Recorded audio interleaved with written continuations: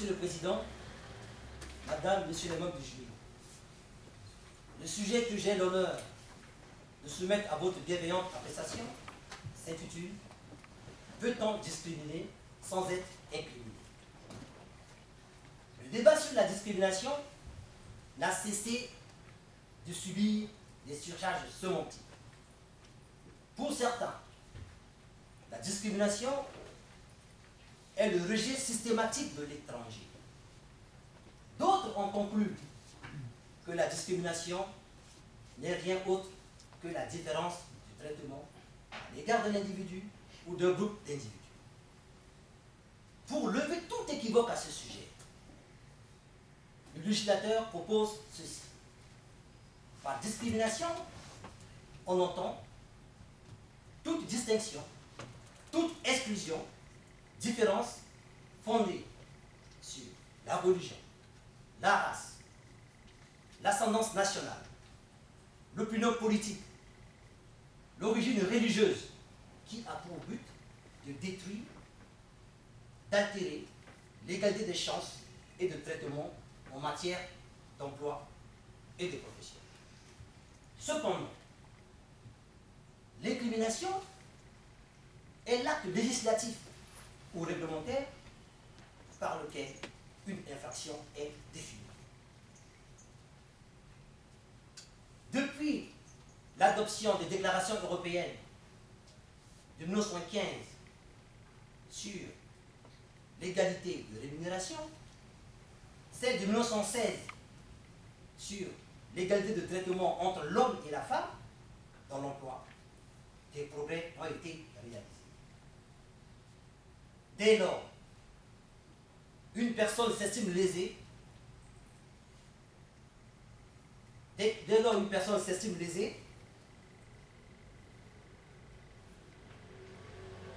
qu'il constate la non-application du principe d'égalité établi devant une juridiction ou une instance compétente, selon le cas, il s'agit là d'une présomption simple de discrimination et non une incrimination. La partie défenderesse doit établir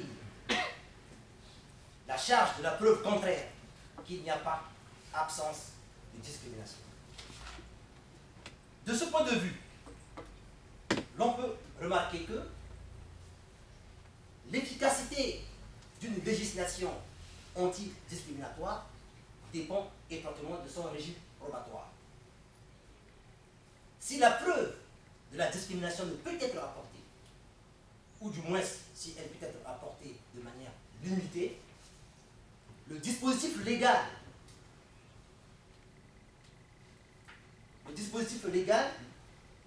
de protection contre la discrimination demeure sans effet. L'appréciation judiciaire est la pierre angulaire de tout système probatoire. À la question de savoir,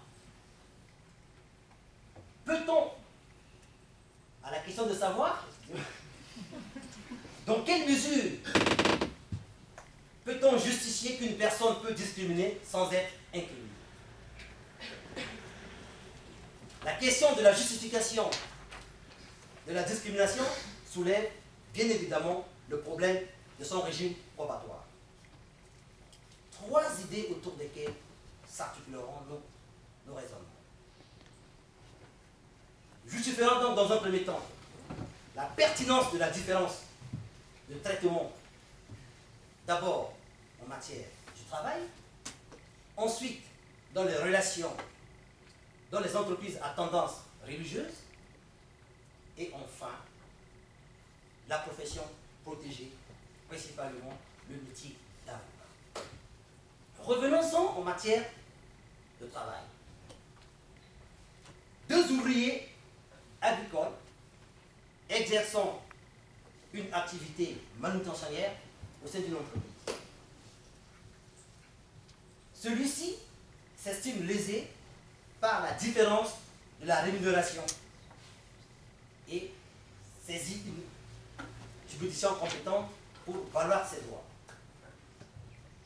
De ce point de vue, l'ouvrier qui s'estime lésé doit établir les faits qui permettent de présumer une différence de rémunération.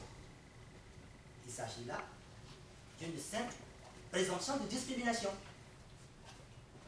De ce côté, l'employeur, qui a la charge de renverser la preuve, doit justifier cette différence de rémunération en prouvant que l'un d'eux a été mieux rémunéré du fait de la qualité de la prestation, de sa prestation et de la quantité du travail réalisé. Il s'appuie là sur des faits objectifs matériellement vérifiables. Et bien évidemment, il appartient au juge d'apprécier les faits qui incombent, il appartient à la juridiction d'apprécier des faits qui incombent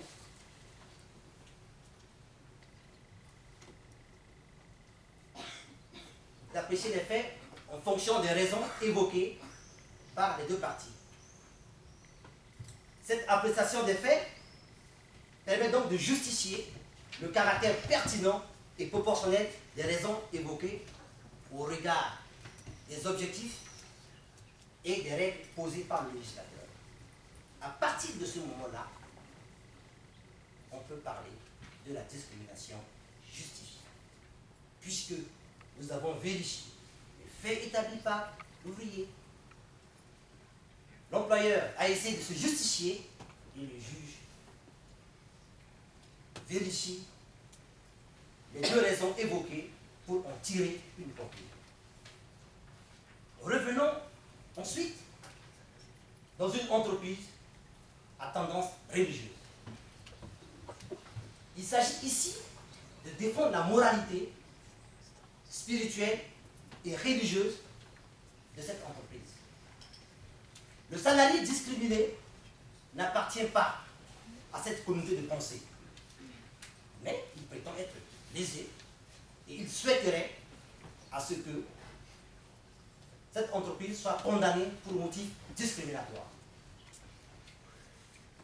Il s'agit dans ce contexte de protéger la moralité tant spirituelle du travailleur auquel il sera choisi pour exercer dans cette entreprise tout en gardant la morale.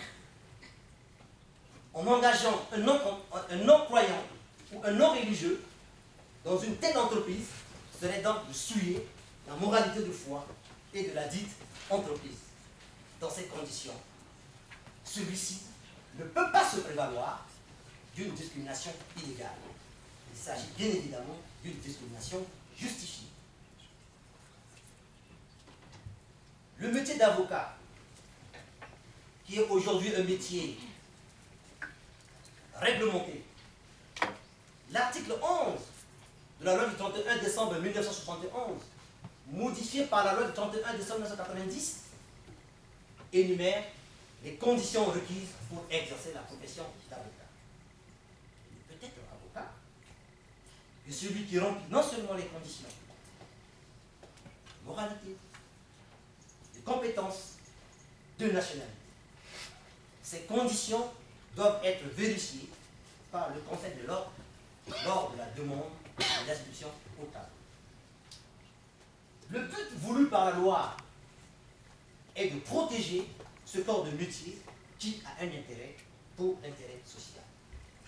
Mais celui qui se sent lésé, qui pensait que ce métier était donc réservé à tout le monde et qui va engager un procès pour pouvoir obtenir la discrimination, celui-ci ne peut pas dans ces conditions.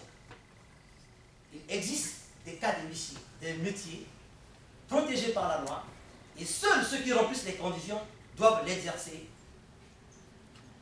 Ce monsieur est discriminé de manière légale.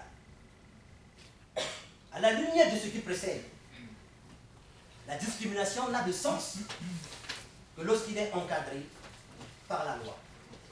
En dehors de tout encadrement légal, la discrimination perdrait toute sa lettre de noblesse. Dès lors, dépénaliser la discrimination serait remettre en cause les droits garantis par la Déclaration universelle des droits de l'homme, les conventions européennes des droits de l'homme, les chartes africaines sur la discrimination.